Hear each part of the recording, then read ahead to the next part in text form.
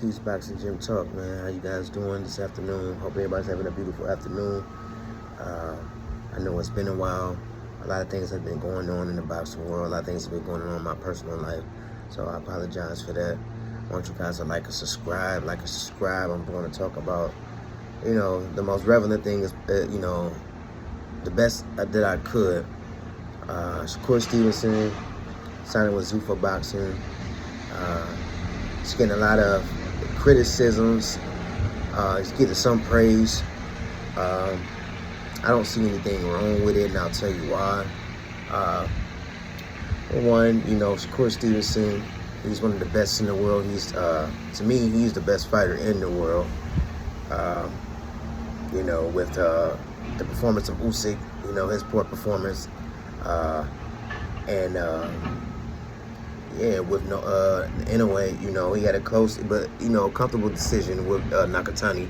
But nevertheless, when Shakur Stevenson did his thing and fought the best 140-pounder in the world, with being Teofimo, he was a top 15 fighter, and he dominated the whole 12 rounds. So he's number one in my opinion, and he deserves to get the money that he deserves. We don't know what he's getting paid. He's got an undisclosed amount of money for fighting for Zuffa Boxing. People are assuming that the WBO is going to do the same thing that the IBF did, like they did with Jay Apatow, and strip him of his WBO belt. We'll have to see if they're going to be on board with with Zuffa Boxing. But if they do, they do. He's a 4-divisional champion. He's had all the belts in the organ, in the WBC, BA, the Ring Magazine. So why not build more on your legacy by signing with Zuffa? Like I said, he's done what he's done. If you ask me, if he was to retire now, he's the first ballot Hall of Famer, 4-division champion, undefeated. He would have been 2-division belt holder, like simultaneously with the lightweight and the super lightweight. But the WBC did what they did. But nevertheless, though, I think it's a great thing that he signed with Zuffa Boxing. Another opponent that I think that he could, they can make this into a big fight. Richard Hitchens, he signed with him. He's a welterweight. I'm pretty sure that they can go at a catch weight or something like that, 144 pounds. I'm pretty sure that wouldn't be an issue. I would love that fight. I know that Shakur Stevenson, and they said that Zuffa Boxing and Dana White are going to announce his next fight in the next couple of weeks. So, I definitely love that. Definitely love that. I'm wishing him all the best. A lot of talk about what this Errol Spence thing is going on. Errol Spence is going to be fighting Tim Tszyu on the 25th. I want to say that's next Saturday. I just can't wait to see that fight. We want to see. Tim Tszyu was not a pushover, even though, I don't think he's ranked in the top 10, because he took some tough knockout losses back-to-back, I think. He has came back and won two fights against 2 undefeated fighters. Errol Spence hasn't been in the ring in 3 years. And Tim Tszyu is going to bring the fight to him. It's not a tune-up against somebody that's a light hitter with like 5 KOs out of 30 wins and stuff like that. And Errol Spence is just going there and walking down. It's somebody that he got to be very cautious with. And I do have Errol Spence winning, but we have to see which Errol Spence shows up. We could have seen the best of Errol Spence after the Terence Crawford fight. Some people say after the Ugas fight was his best. We don't know. We'll have to see.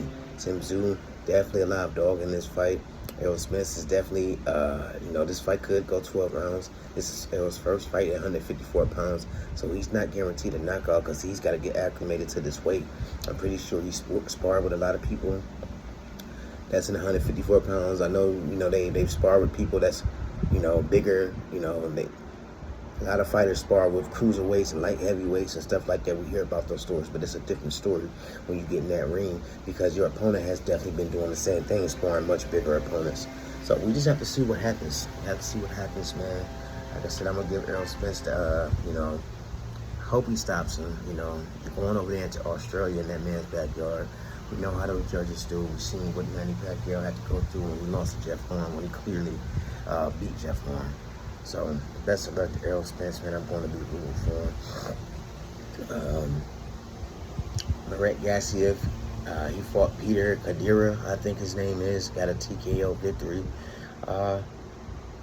Don't know how long can he be champion.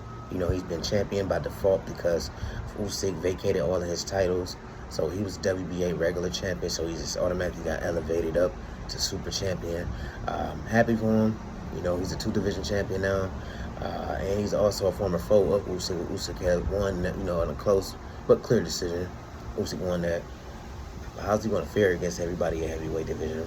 He doesn't have the style, he doesn't have the head movement, he doesn't have the footwork that Usyk has to make it in the heavyweight division.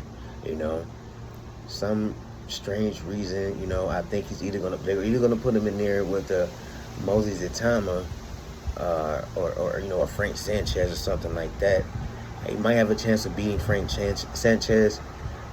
You know, he does come forward and he goes to the body a lot. Frank Sanchez, that is his weakness. We've seen when he fought Cabiel. Oh, I thought he was going to beat Cabiel, but Cabiel broke him down. But I think Itama is the #1 contender for the WBA. So I think they're going to try to make that fight next. Or if I was, you know, Itama's promoter, I'll be trying to make him to the next big thing and get him in there against, you know, a former cruiserweight with limited footwork and stuff like that, and he could just get off and do his thing with, you know. Gassiev looked good in this bout, you know, with Peter Jakira, whatever his name is.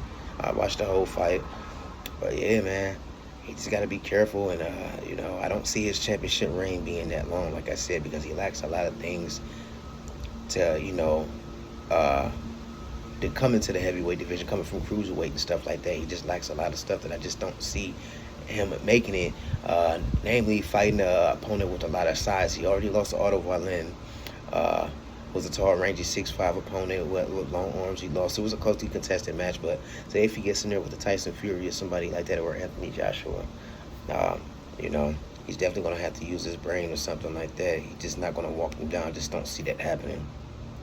But we'll see what happens. You know, I'm looking forward to this. What Itama is going to do against Herkovich, and see if they're going to get him that title shot right away. I think he's ready. I think he'll beat Gassiev. Gassiev might use his experience to put him in a little trouble. You know, he's got those sneaky hooks and stuff like that, and he's going to fight back. But ultimately, though, man, only time could tell what's going to happen in the future of boxing, but it's looking very good. And so that is my time. I want you guys to like and subscribe. May drop another video later today. But again, like and subscribe, and I'll talk to you guys later.